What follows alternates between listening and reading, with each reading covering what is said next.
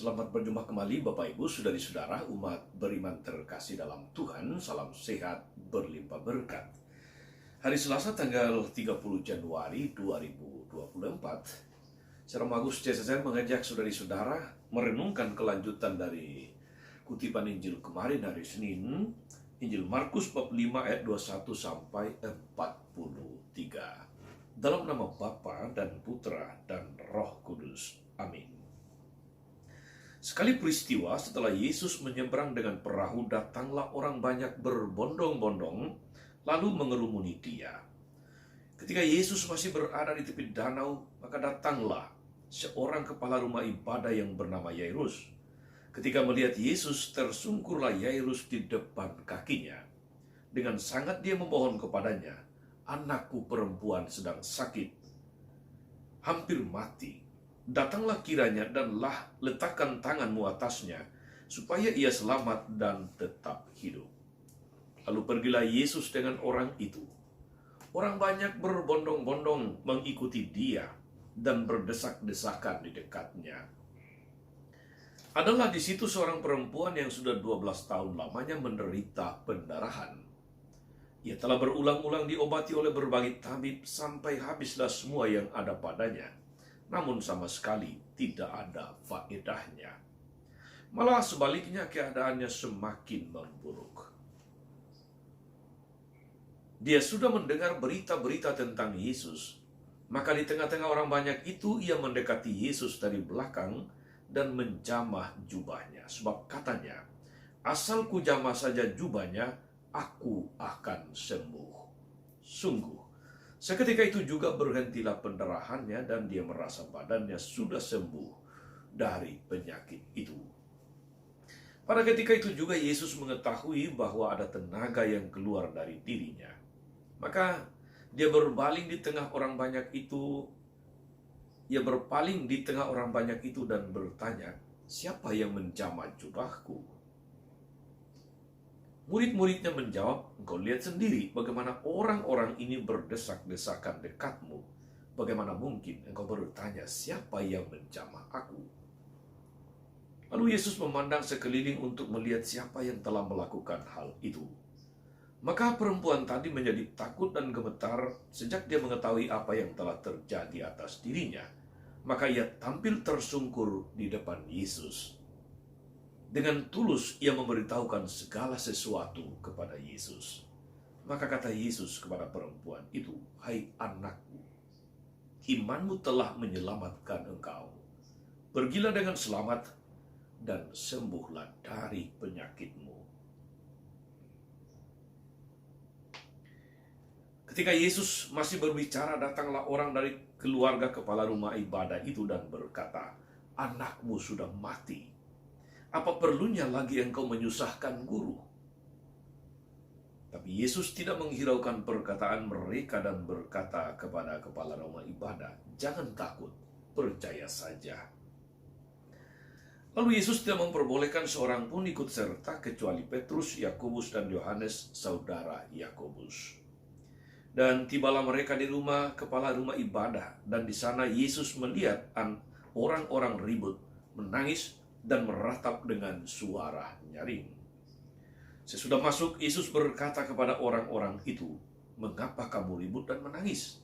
Anak ini tidak mati, tetapi tidur." Tapi mereka menertawakan dia. Maka Yesus menyuruh semua orang itu keluar.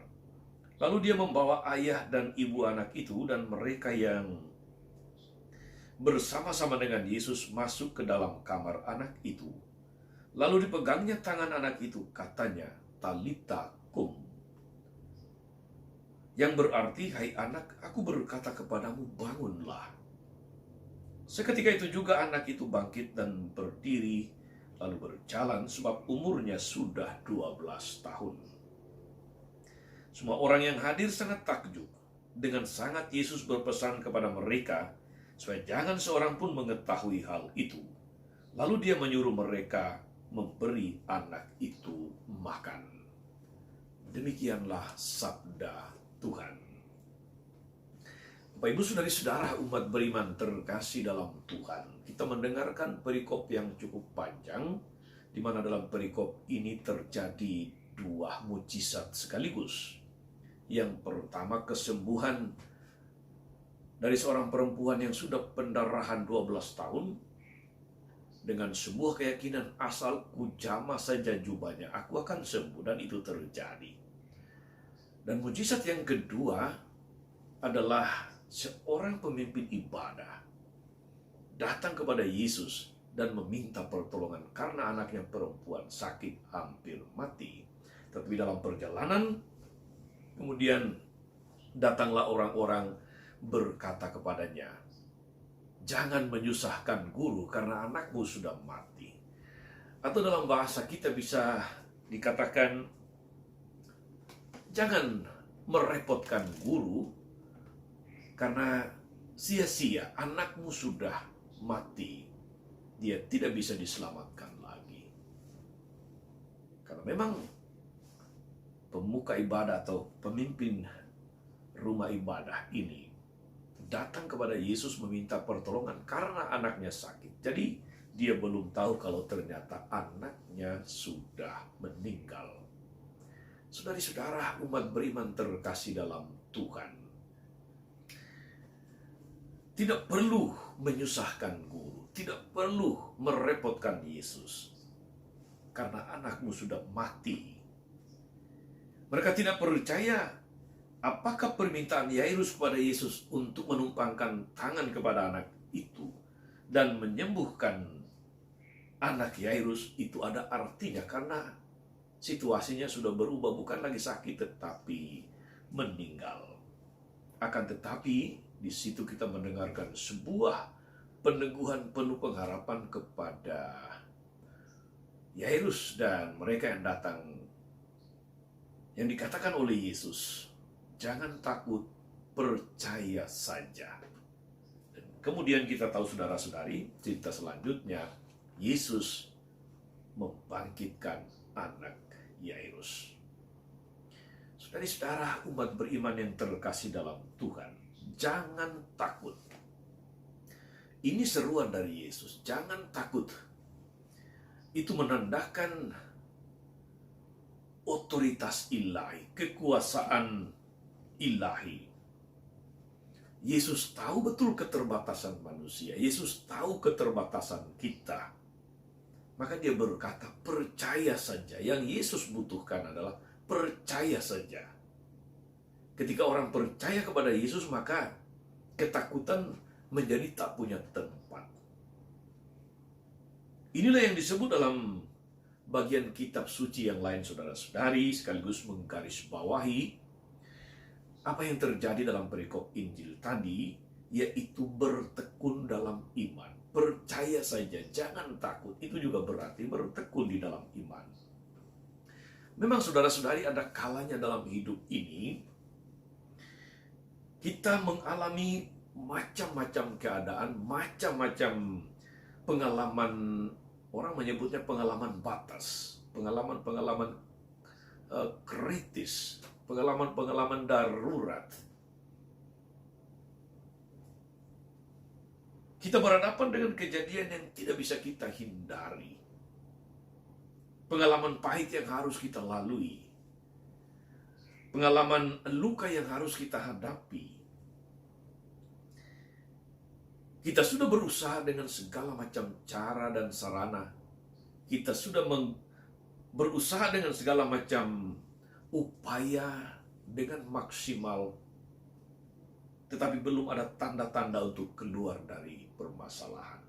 Belum tanda-tanda ada solusi untuk keluar dari permasalahan. Pada saat inilah, saudara-saudari, kita menaruh harapan dan kepercayaan hanya kepada Tuhan. Jangan takut, percaya saja.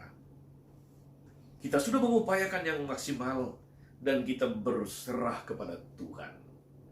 Ingat, berserah, bukan menyerah.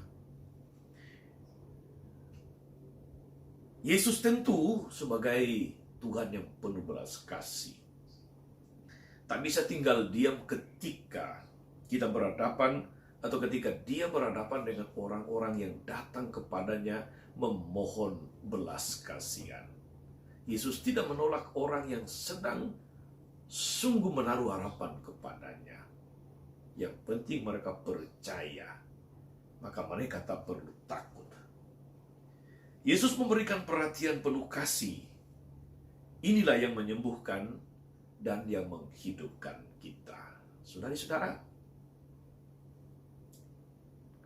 kalau apa yang terjadi dalam Injil hari ini, orang-orang datang dan berkata kepada Yairus yang datang bersama Yesus untuk menjamah anaknya, jangan merepotkan guru, jangan menyusahkan guru.